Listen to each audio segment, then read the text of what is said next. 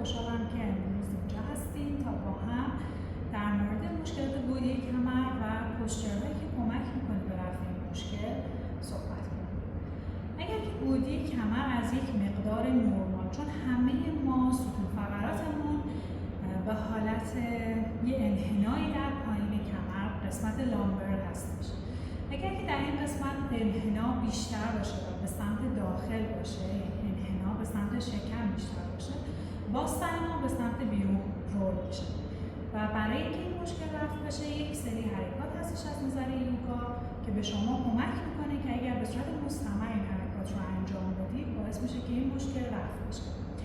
حرکاتی که توی یوگا ما انجام میدیم حرکاتی هستش که بیشتر به صورت فوروارد بلد، یعنی به صورت خم به جلو هست یا ستون فقرات شما در حالت پسیو هستش و کشیدگی ایجاد نمیشه.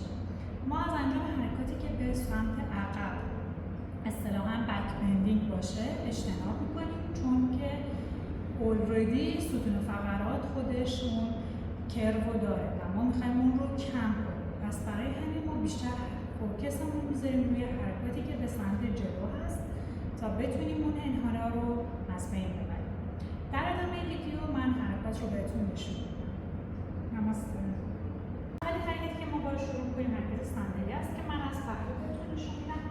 در حرکت صندلی وقتی که شما خم میشید به جلو، باید که اگر که از زانو و انگشتان پاتون یک خط فرضی باشه، باید که اینا در یک راستا باشن. هیچ وقت زانو از انگشتان پا بیرون نمیزنه. مثلا این حرکت خیلی فشار به مچ پا میاره و واسه زنده است. شما وقتی که خم میشید به حالت صندلی، به فرم صندلی که باستن روی صندلی قرار میگیره، زانو یه مقدار میاد جلو، در راستای انگشتای پا شکم رو منقبض میکنیم، باستن رو منقبض میکنیم به داخل، دست‌ها بالا می‌زنیم و در این حرکت 5 تنفس اگر نگاه کنیم زانوی من از انگشتای پا بیرون می‌زنه. 5 تنفس در این حالت می‌مونیم، سپس به جلو خم میشیم. اگر مشکل دارید در همین حالت بمونید، اگر میتونید خیلی خم بشید دست رو روی زمین می‌ذارید و در این حالت، و اگر میتونید عمیق‌تر خم بشید کامل می‌رید.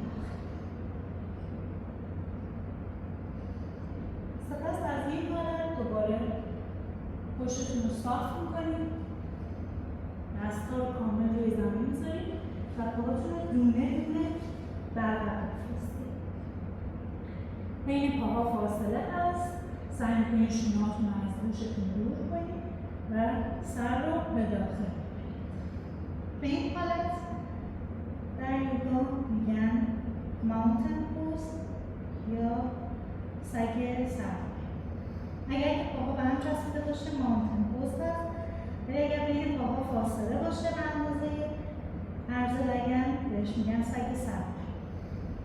این حالت به حالت پسیوه، یعنی به انحنای کمر شما فشار نمیاد، کمر شما در همون راستای انحناش باقی.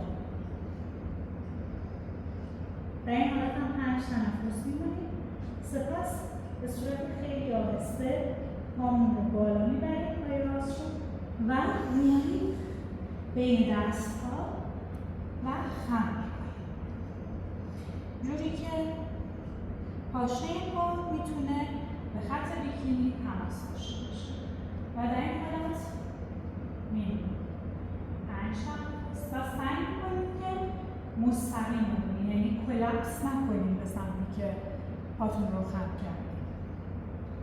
پا رو و بدن رو وزن بدن رو به صورت مساوی بین دوتا پا تقسیم می‌کنید و به صورت مستقیم حالا می‌خوایم برگردیم از این پوزیشن. پای عقب رو رول می‌کنیم، انگشت رو به سمت داخل رول می‌کنیم، با فشار پا پای جلو رو در می‌گیریم و دوباره به حالت دامن دارک برمی‌گردیم و حالا سمت مخالفیم، سمت چپ رو انجام میدیم. اگر که ببینید باستن من با زمین فاصله داره و من کلاپس نکردم، در همون حالت مستقیم باید اینجا هم 5 تنفس باید می‌کنیم، دوباره با آن رو رول می‌کنیم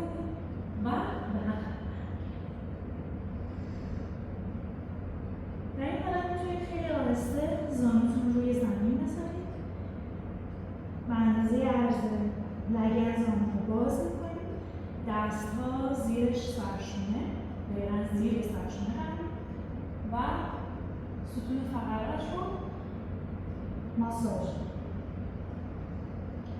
ستون فقرات به داخل گربه و به بیرون گاو. اصطلاحاً کتم کار. بعد از 2 تا 3 حرکت آهستگی روی متتون میشینید. پاها رو به جلو صاف میکنید. سعی کنید که پاهاتون رو منقبض کنید طوری که زانو به زمین برخورد داشته باشه. پاهاتون رو فلکس میکنید، یعنی انگشت‌های پا میاد به سمت شما. دستاتون رو بالا میبرید، ستون فقراتتون رو میکشید و به آهستگی به جلو خم میشید. اگر نمیتونید میتونید مچ پاتون رو بگیرید. اگر نمیتونید اگر انعطاف ندارید میتونید دستتون رو روی این قسمت پا بذارید. اگر هم انعطاف دارید میتونید بیشتر خم بشید. ولی هرگز سرتون رو به داخل خم نکنید. پشت باید همچنان صاف باشه. ستون فقرات باید صاف باشه. ما به جلو خم میشیم و سر رو مستقیم میکنیم.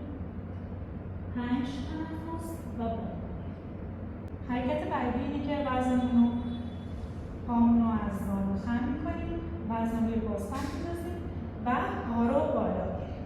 اگر براتون سخته که صاف پا رو بالا بیاریم، به حالت خم هم میتونیم بالا بیاریم.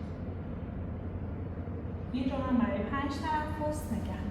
خیلی ممنونم که تا اینجای ویدیو همراه من بودید. اگر که دوست داشتین ممنون میشم که ویدیو رو لایک کنید، سابسکرایب کنید و برای دوستانتون رو هم بفرستید. نماسته.